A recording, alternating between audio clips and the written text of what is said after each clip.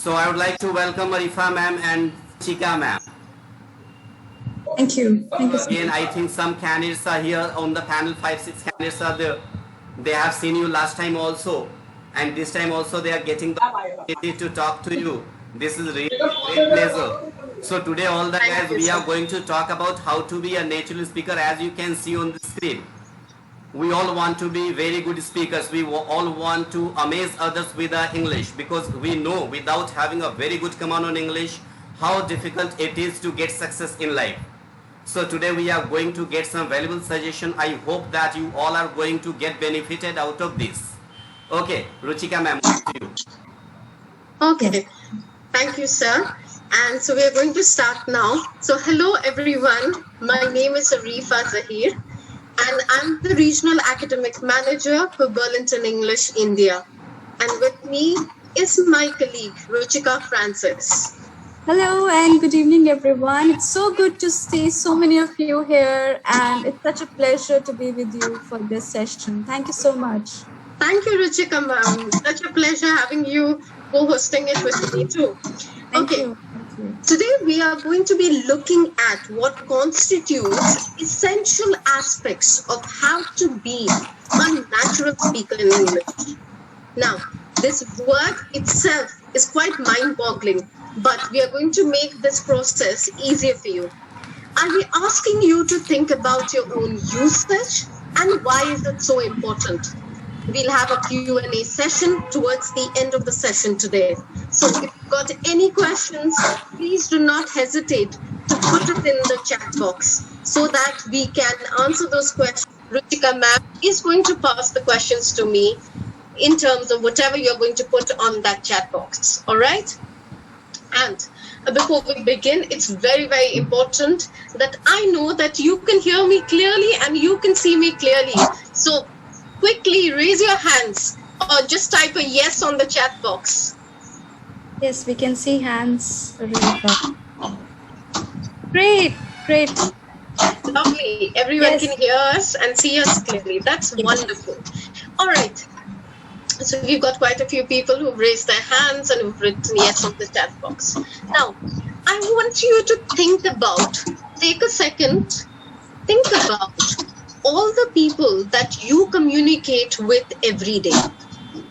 I want you to name one person, any person with whom you speak in English in the chat box.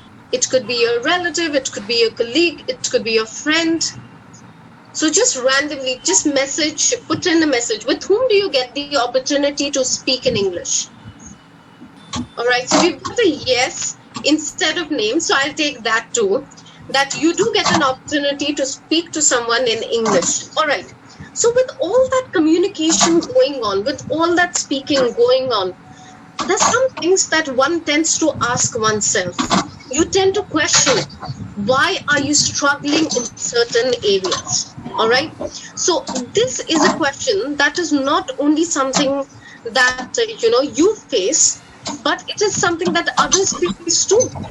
So these are some of the struggles that people have while speaking naturally. 1, 2, 3, 4, and many more, but we've put down 4 of those.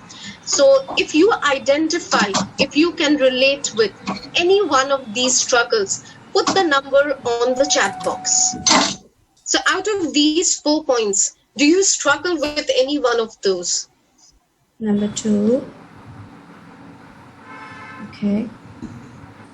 Lovely. I think a lot of people are coming up with number 2. Number 2. Yes. So lots of hesitations and pauses.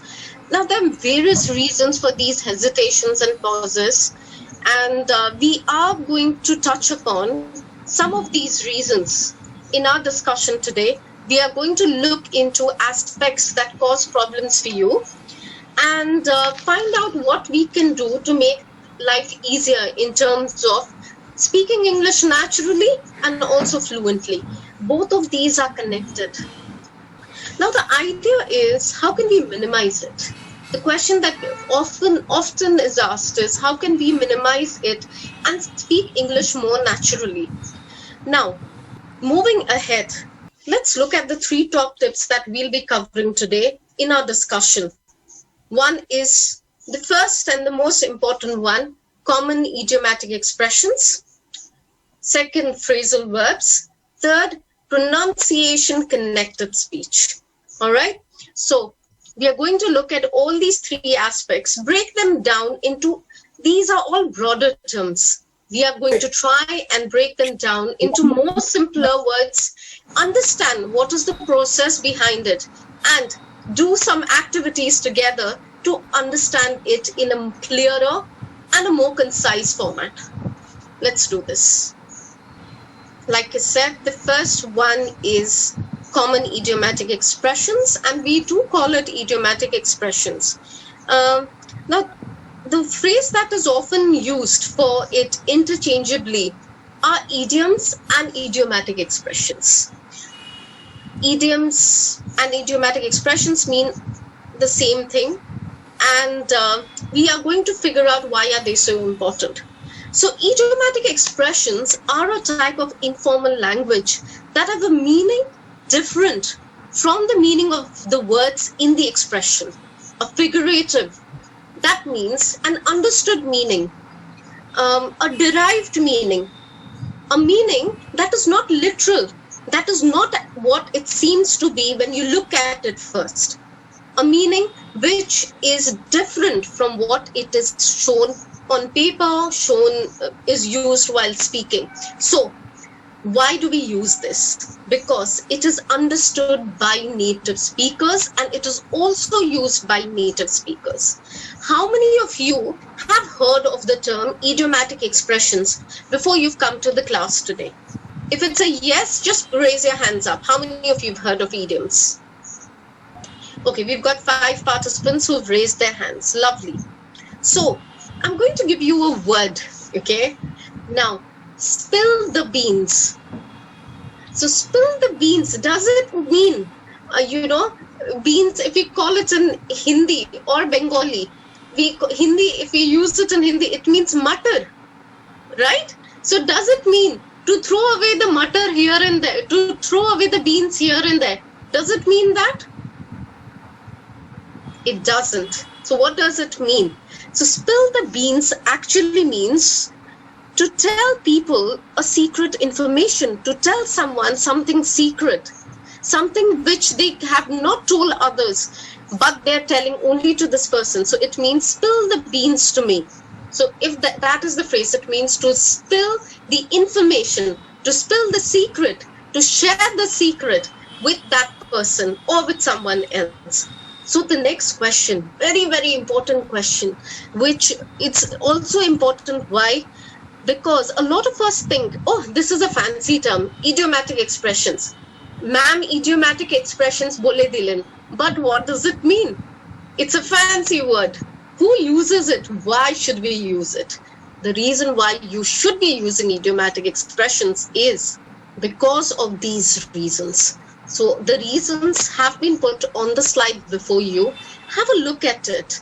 And then if you've got any questions, I would be more than happy to answer.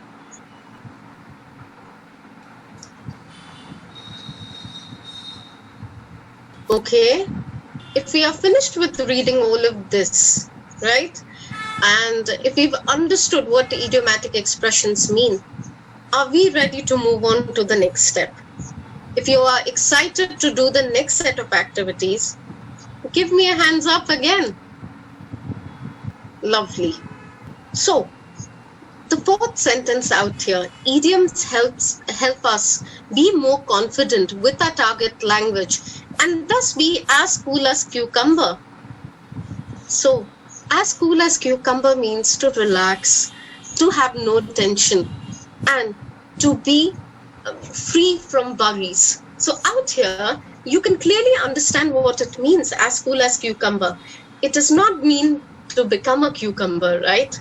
So the very next activity, you've got to match the idiomatic expressions with their meanings. Idioms, they do not mean what they are written as. You have to understand them. So let's do this. On the left-hand side is the idioms, and on the right hand side are the meanings. You've got 1 to 10 and A to J. I would request you to match the letters with the numbers. And please put your answers on the chat box. Okay, lovely. People have already started sharing the answers. A lot of answers, Arifa. Yes. Glad to see that most of them are right. Hmm. And if there's any particular one which you've not understood, please do not hesitate to put the number on the chat box so that we can clarify it for you. Vinita,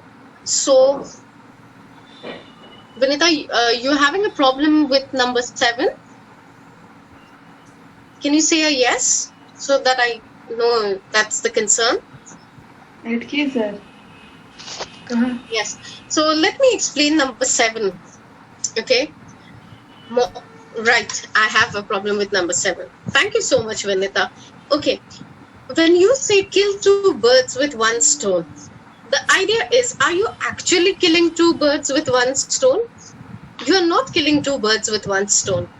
The idea is that we say accomplish 2 tasks with 1 action. So many a times we say that, if I reach early, I will not only be fresh and active, but I'll also be able to complete my work fast. So that means I can kill 2 birds with 1 stone. So that's what it means. So I hope that's clear for you. It means talking about 2 activities that can be done side by side when you do 1 action. So that means kill 2 birds with 1 stone. Okay. I hope that's clear to you, Vinita. Another query that we're going to respond to is for number 10. Back to square 1. Okay. Back to square 1 is such an amazing idiomatic expression that's today's generation. A lot of us, sometimes when we fail, sometimes when we are about to give up and we say, I'm back to square 1.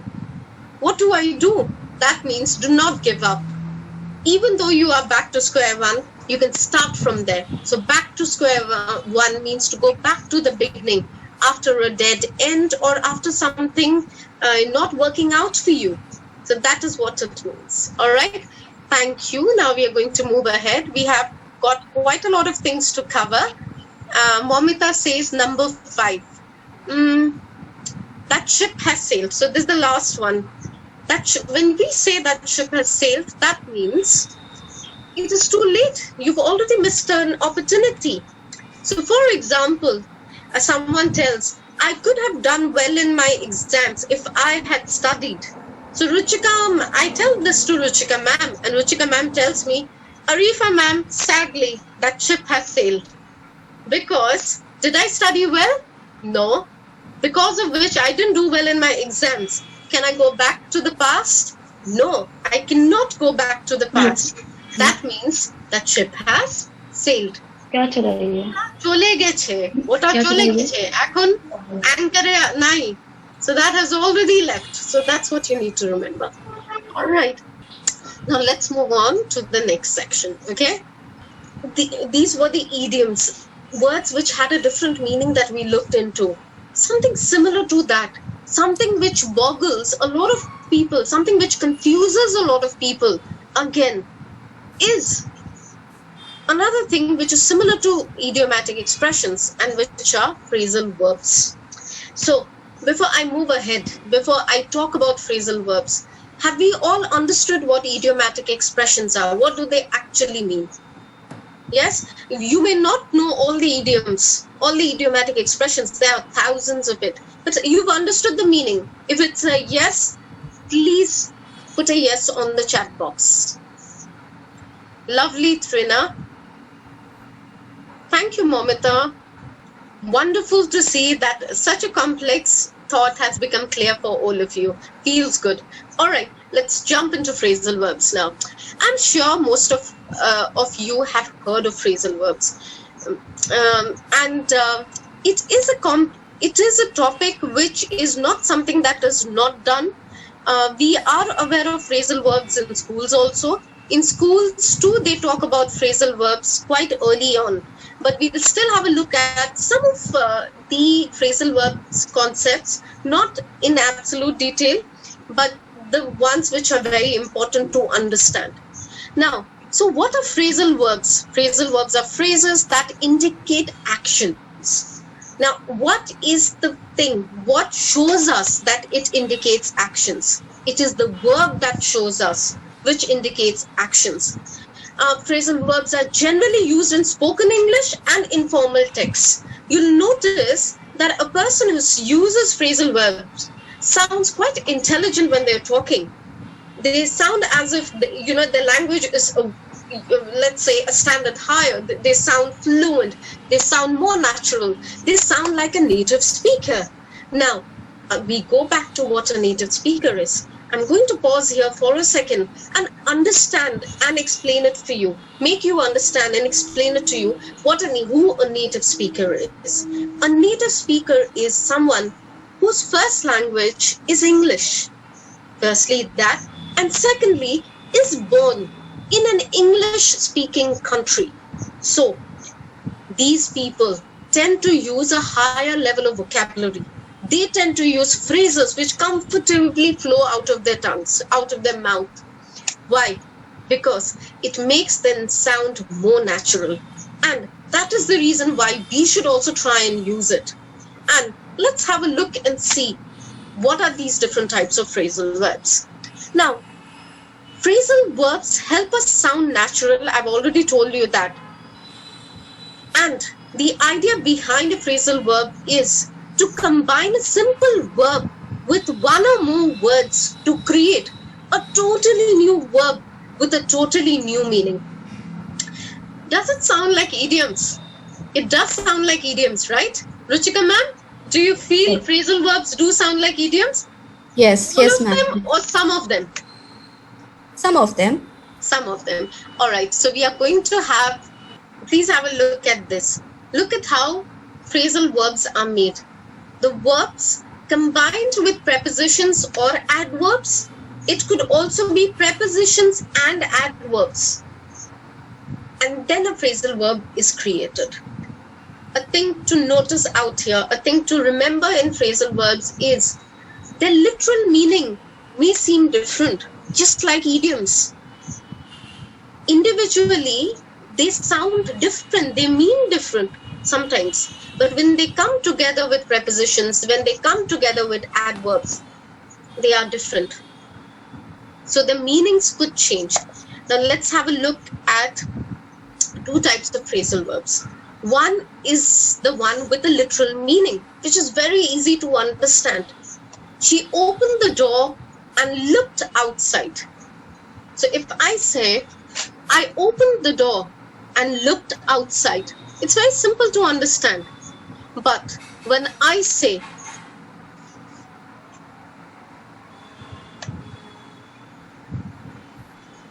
putting a fence up, then it becomes difficult to understand. The idiomatic expression changes. The phrasal verb put here, out here is putting up. Can you see that? Can you see this putting a fence up out there? Yes? In the second line. So you can see, firstly, a version of put is used, putting. Secondly, up is put after two words, an object, the fence. So it is difficult to understand. There are other aspects in the middle. So we have separable and inseparable phrasal verbs. Inseparable phrasal verbs are those like looked outside, which have a very simple meaning. There's no object in the middle. But separable phrasal verbs are those which also have an idiomatic meaning and mean different.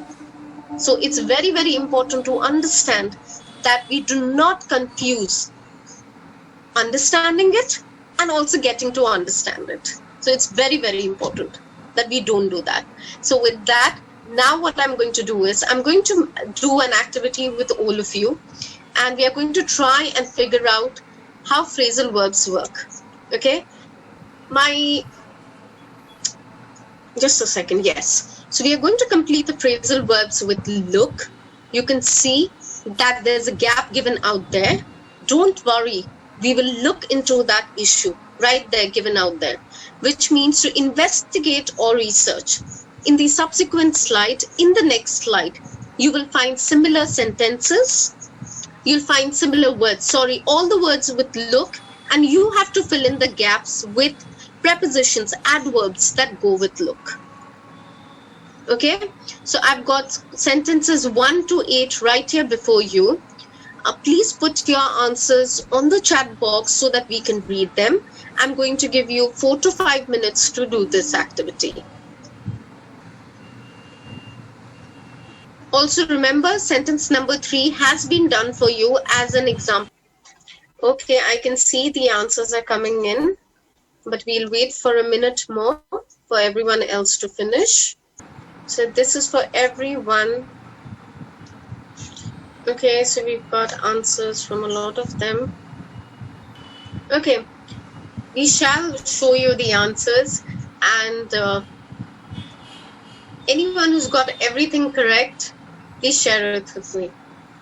All right, here are the answers for you to see. Okay, so I can't see anyone saying yes. But it's good to know that most of you have got the answers, like, you know, correct. So that's really good. All right. So now we're going to move into the next stage, and quite an important stage of our webinar today. Okay, Debanjana is still giving the answers. Now, before I move to that stage, what do you think is the most important part of pronunciation? So I'm going to ask all of you to give me an answer. What do you feel? What do you struggle? What in pronunciation is the most important thing for you? If you can put your answers on the chat box, it would be really nice. Lovely to see you responding so actively, Mamita. So according to you, all of you, what is that one aspect of pronunciation that you struggle with or is the most important thing for you? Okay, so Ruchika ma'am, do you know M.F. Hussain? He was a famous painter. Yes, ma'am. He was a famous painter. Thank you, Ruchika ma'am. Now, what did we just do right now for you out here? We added garnishing to English, and that was done by not me, but by Ruchika ma'am. Today, I'm going to talk to you about 2 types of connected speeches. One is catenation, and the other is elision. Don't worry, these words sound complicated, but they are not complicated at all. I'm going to make things easy for you to understand. I have 2 lovely activities to do with you. That'll make things simpler for you to understand. The only thing that you need to remember is out here that when I do these with you, you'll have to understand it a little bit. You'll have to read what I'm going to show to you. So let's do that. So the first thing that we are going to do is catenation. Now, catenation is consonant and vowel linking. Okay, so I'm going to ask you to read through. Now, look at me. Okay, he is a good boy. First, we've combined these 2 together, so it's become he's a good boy. All right. Now, here's a twist. When I say he's a good boy, am I saying he is a good boy? I'm not. I'm saying he's a good boy. So what I'm doing is the last sound of he, which is a consonant, all right? And the next word, which starts with a vowel sound, is combined together. So you could write the sentence as he's a good boy. He's a good boy to highlight this feature. Here's a catch that you need to remember. When I say he is a good boy, we say the, he's a. He's a good boy. So, very clearly, am I pronouncing the S with he is, or have I taken it to the other side? Now, the idea is he's a good boy. So we've combined it together to make it one sound. So the consonant and the vowel get linked to each other. So we'll have a look at a few of these other words to understand it better. I'm going to do this as a quick practice with Ruchika ma'am. Ruchika ma'am, pick Yes, ma'am. it up. So ma'am, am I right? Well, ma'am, I would say pick it up. Thank you so much, ma'am. Now you tell us the wrong one and I'll do the right one, ma'am. Okay. Arifa, ma'am, what is it? So, what is it? So, what did we do? Did we say the? Did we say act? We didn't do all of those bits. We said, what is it? So, the T got combined with the I. So, what is it? So, please remember that that's how you do it. And the last one, an apple. We don't say an apple. We've combined N, which is the consonant, with A, which is the vowel, and it becomes an apple. So that is how we do catenation. So here are 4 words for you, similar to this. So you can see this. N has got combined with A. Similarly, how would you combine the first one? So I'll do the first one for you, and it'll make things a little easier for you to understand, and then you can do the others. Just a second. All right, so I can't write on the screen. That's something that I just realized. So yes, so this orange becomes this orange. So if you look at the screen properly, you see this and orange, you see 2 words, okay? But when we speak it, we say this orange, sorange, this orange. So the O and the S get combined and it becomes this orange. So it's your turn now to do it for the next 3 words.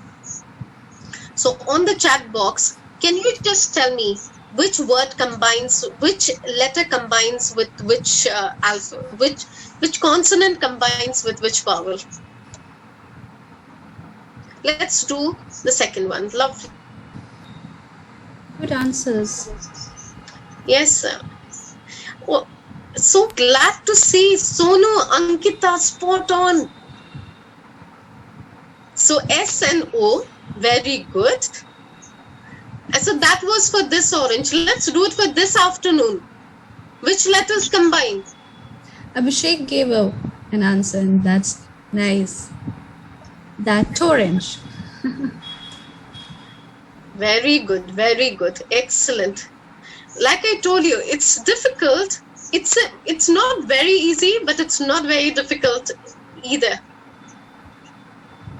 I cannot see the chats, ma'am. Can you share it with me, the learners who are sharing the answers? Yes, ma'am. Ankita saying this afternoon, so she's right there.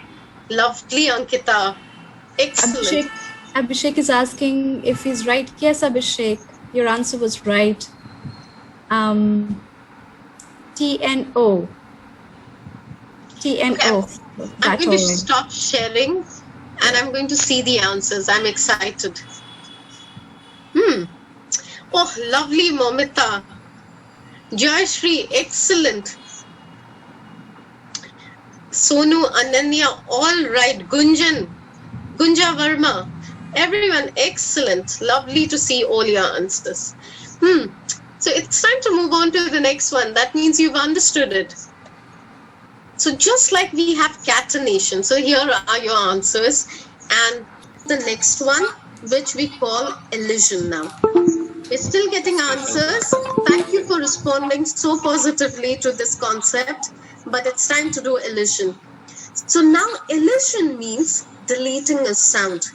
If the word finishes in a consonant and the next word starts with a consonant sound, the first sound disappears. This often happens with a t or a d sound. Please go through the examples given below. So we have next door, that take. Most common, used to, where we very conveniently skipped the, to, further up the and to.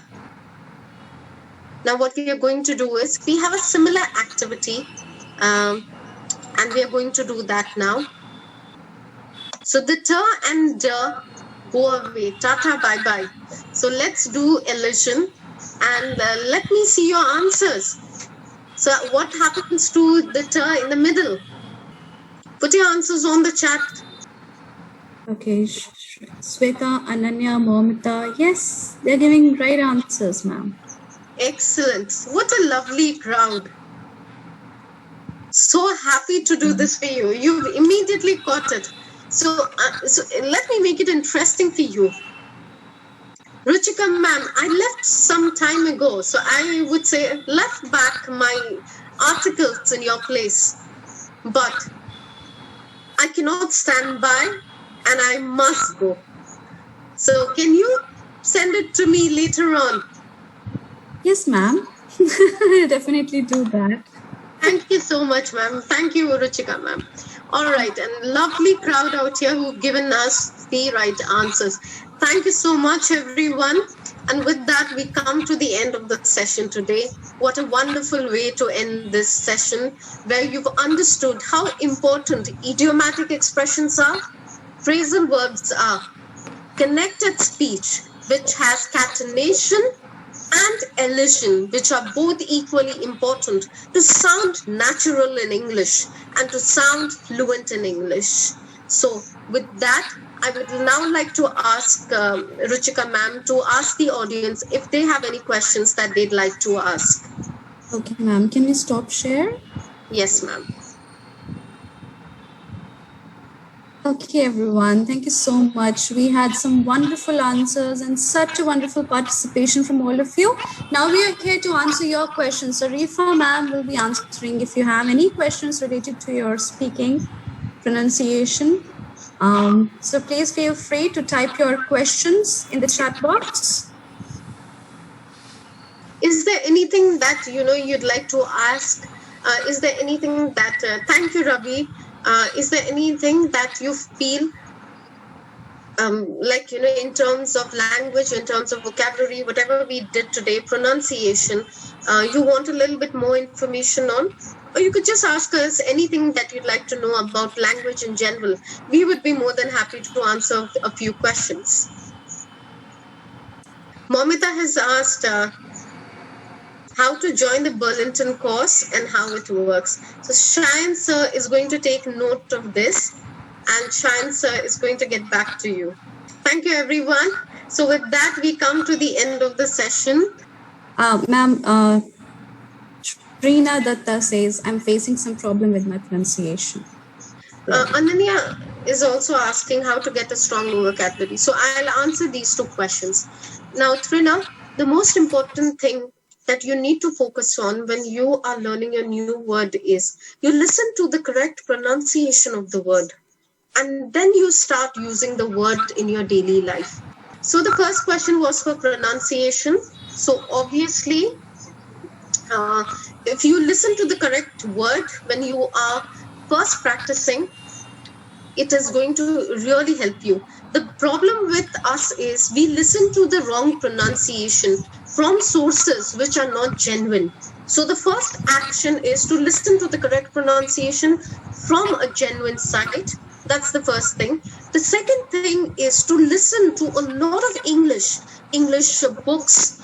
Nowadays, Burlington has that. We have a lot of audiobooks which you can listen to and do the activities. That's one thing. The second thing is you can, watch English movies, listen to English songs. It's not songs which are full of, casual English, but songs which are good, which have good lyrics and good English. So those are the two things. Now, the second question that I was asked was, ma'am, can you just help me? How to get a strong vocabulary, yes. Yes. So the second question, how to get a strong vocabulary, is definitely choose a word, choose a theme, and learn words around that theme. When you learn words theme, what it does is it not only strengthens your ability to learn words, but you also learn to use it in as per a context. You can't learn words in isolation.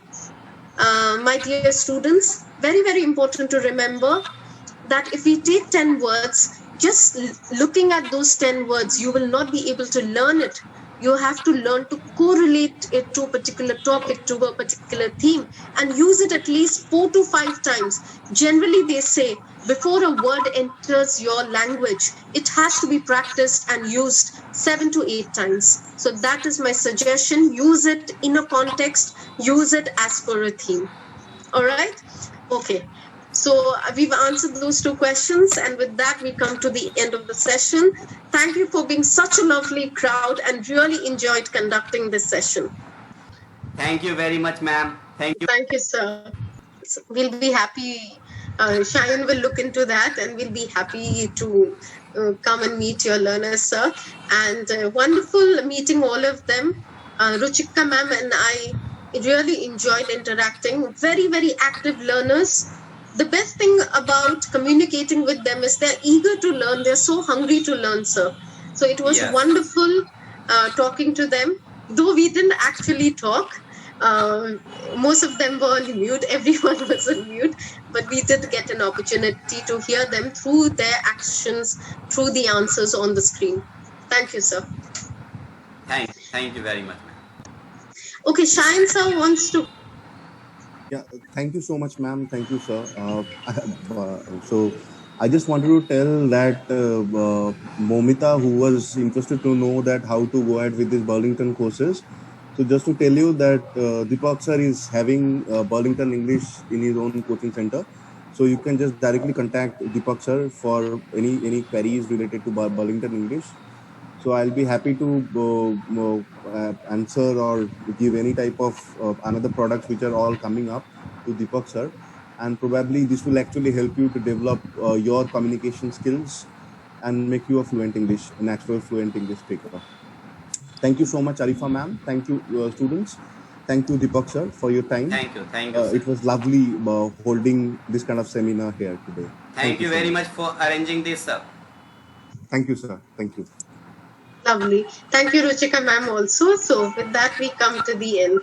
Bye, everyone. Lovely meeting all of you.